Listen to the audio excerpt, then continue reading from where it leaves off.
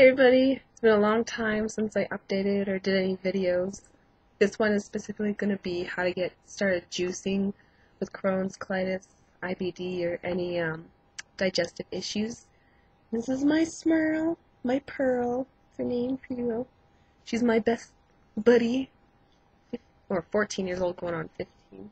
But anyway, so, oops, sorry, this is shaking.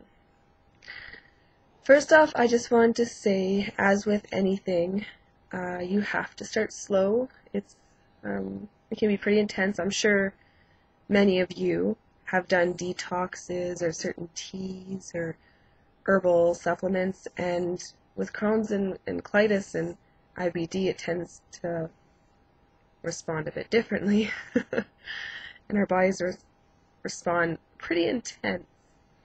So I have 5 tips and maybe some random information to help you get started juicing. Now, there are the green juices and then there's the regular juices.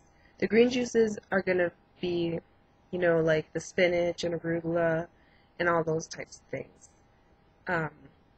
And they are very healthy for you, but like I said, you need to start slow. So my first tip is, if you're going to do a green juice, not to do a full glass. If you're going to juice some greens, make sure you're doing something that's a little bit more neutral, like do some melons or some pears, some apple and carrot, because you will feel it right away, and that is a lot for your body to take, and it can cause a lot of gassiness, a lot of discomfort, and it can cause you to run to the bathroom a lot because it will detox you. And since we're so full of toxins, it's quite an episode. My next tip would be, apples and carrots are the most amazing little juice, and organic is best because it doesn't have that bitter taste. It's about 4 to 5 carrots to 1 apple, and I would say the green apples because they have more potassium, but if you're not a sour lover, then maybe cut it with like half green, half red apple to start getting that potassium and that magnesium and all that stuff into your body, so it can distribute everything evenly.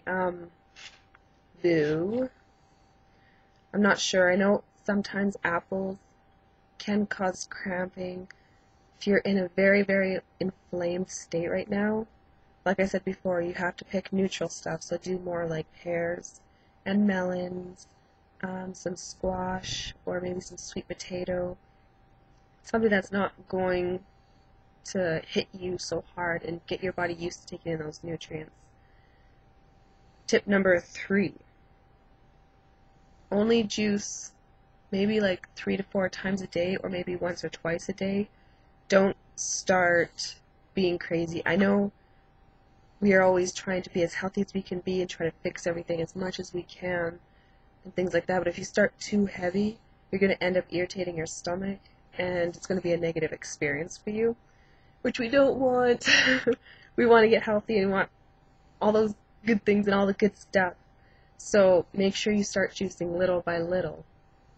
And maybe if you're super sensitive right now, you could start with like little glasses, little half glasses, like half an apple to 2 carrots, or like a few pieces of watermelon and sweet potato and a carrot.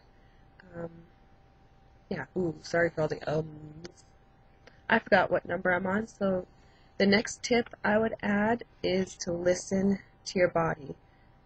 It doesn't matter what recipe you find, it doesn't matter what protocol you are on. If you are in pain and it doesn't feel like it's doing good, you're not feeling any benefits, you don't feel any energy, for the first week or 2 you will feel that down point because you are pulling things from your body and getting rid of the bad stuff. But if you're not listening to your body and you're trying to be all gung-ho and crazy, you're going to put yourself in a bad situation, and none of us really want to have to go to the bathroom more than we have to, because we already go like how many times a day? Sheesh. But yeah, listen to your body no matter what it is. It doesn't matter if you're eating a pretzel stick, juicing, going for a run, whatever you're doing, always, always, always listen to your body. Of course, some cramping and gassiness will be normal in the beginning, because for me, it kind of felt like it flared me up a bit, but after the first week or so, it did tone down. There's a difference between like a regular reaction and obviously like if you start to bleed anywhere in your intestine or rectally, you need to slow down. Definitely slow down when it gets to that because you don't want to force your body too much. I apologize for my dogs.